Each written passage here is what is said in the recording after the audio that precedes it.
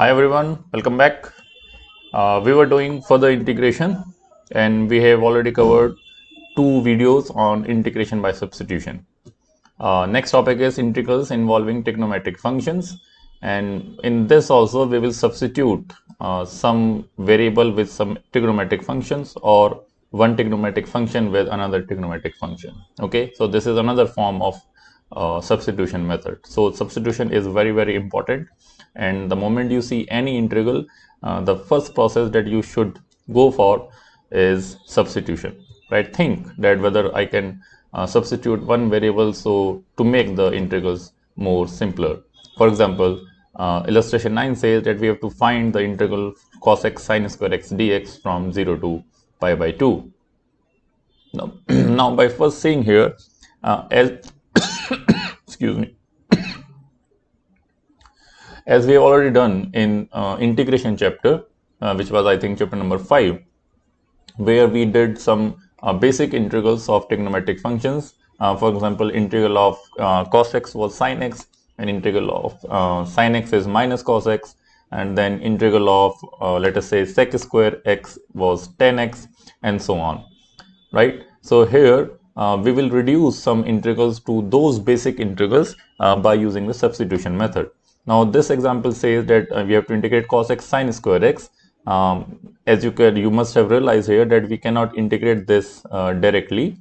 One way is that you can write sin square x as 1 minus cos square x, right? Let me show you what I'm saying. That you may write this as integral of cos x into 1 minus cos square x. Sin square x you can write cos is 1 minus cos square x, and now you can multiply cos x inside the bracket, so you will get integral of cos x, which you can integrate very easily, minus integral of cos cube x dx.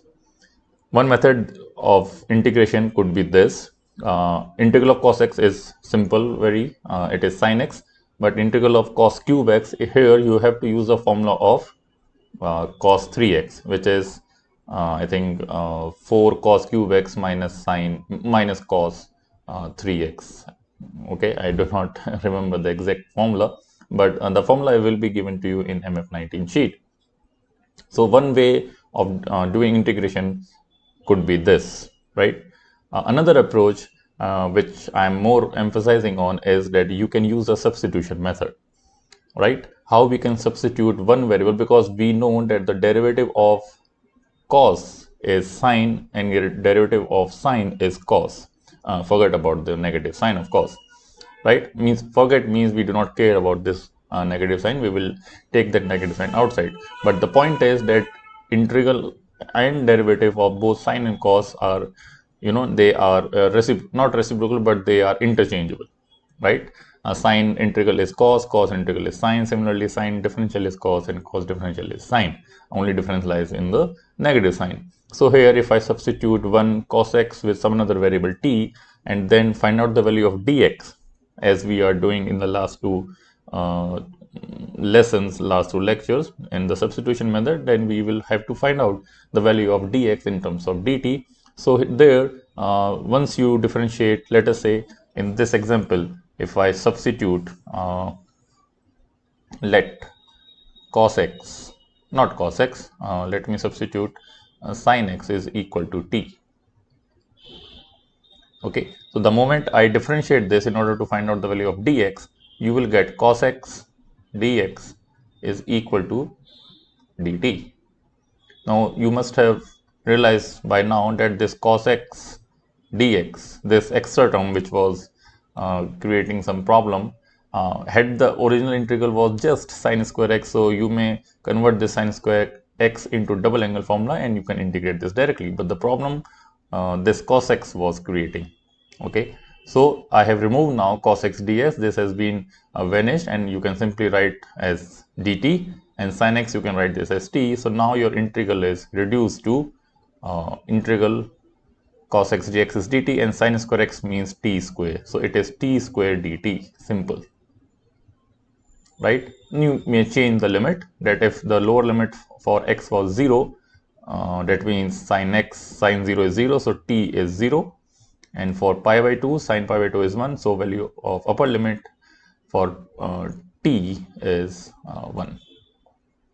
Okay, so now you can integrate this. This is t cube over 3 from 0 to 1, so answer for this is just 1 by 3. Okay, so the point is that you know the basic integral of trigonometric functions. In more complicated trigonometric functions, you have to apply either the double angle formula, which we have already done in chapter number 5, and now for more complicated trigonometric functions, you have to use somehow substitution method. You may substitute either you might have substituted cos x as equal to t. In that case, you will get sin x dx is equal to dt, but there it is just sin square x, not just sin x. Okay, so one sin x will still be there, so you may integrate using that also, but that will again be more complicated. Okay, now let us do another illustration to illustrate my point of how to integrate more complex trigonometric functions using substitution. So next example is that use the substitution. It is given already in the question that we have to use the substitution x is equal to tan theta, and to show that this integral can be written or simplified to just cos 2 theta d theta. Right. So how we can do this? Let us solve this. So we have integral as 1 minus x square over 1 plus x square and then whole square dx. Okay, now if we substitute x is equal to tan theta. Okay, so here only, since we have to convert x to theta, so dx is, we need to find out the value of dx also. So dx is differential of tan theta. You must remember it is sec square theta d theta. Okay, now putting x as tan theta, I will have integral as 1 minus tan square theta. I am just writing t square just to denote it is tan square theta upon 1 plus t square whole square t square theta whole square, and dx value is sec square theta d theta integral. Okay, we will change the limit. Alright, limits are not given. Okay, so 1 minus tan square theta. Since we have to find out the final answer, see how the line of thinking should be that you must concentrate on the RHS, that in what terms, in what trigonometric ratios you need to find out the answer, right? So you have to write the final answer in terms of cos or sine. Here it is cos 2 theta, right? So there must be some sine and cos in your process, in your solution. So it is better to convert this tan square theta into sine and cos, right?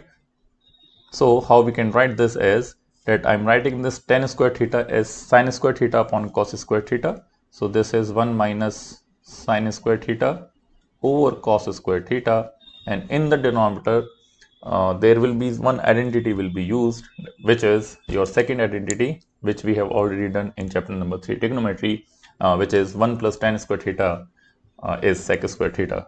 So the moment you see 1 plus tan square theta in any form means in any chapter, whether it is differential, whether it is integration, or whether it is trigonometric ratios, you must apply 1 plus tan square theta as sec square theta. Okay, so it is preferable to write this as sec square theta whole square. Another reason why I should write this as sec square theta d theta, because here there is one sec square theta d theta. Okay, so this also needs to be simplified. So we can cancel this sec square theta d theta from the denominator. Okay, so this is your integral, and here I have sec square theta d theta in place of dx. Right, now simplifying this, in the numerator I can take the LCM. So cos square theta minus sin square theta, this is equal to cos square theta minus sin square theta, this is our numerator, into sec square theta d theta. Right, now in the denominator I have this cos square theta that will come in the denominator into sec square theta whole square. right? Now you can see here that I can cancel this 1 sec square theta from this, and cos square theta into sec square theta, they all will go to 1. The reason is that sec and cos are reciprocal to each other, right? So now you have the final integral as just integral of cos square theta minus sin square theta into d theta, right? And this is the formula for cos 2 theta. So write this just as cos of 2 theta d theta. Okay, so this is your answer to first part, that we have to show that this integral is equal to cos 2 theta d theta. Now in the second part, it is asking for solving this, that hence we have to find out the value from 0 to 1. So hence means using this substitution method of 1 minus x square upon 1 plus x square theta square dx, since this has been written by using the substitution of x equal to tan theta, this is integral of cos 2 theta. So we just have to integrate cos 2 theta d theta. Okay, but minded that we have to change the limit also.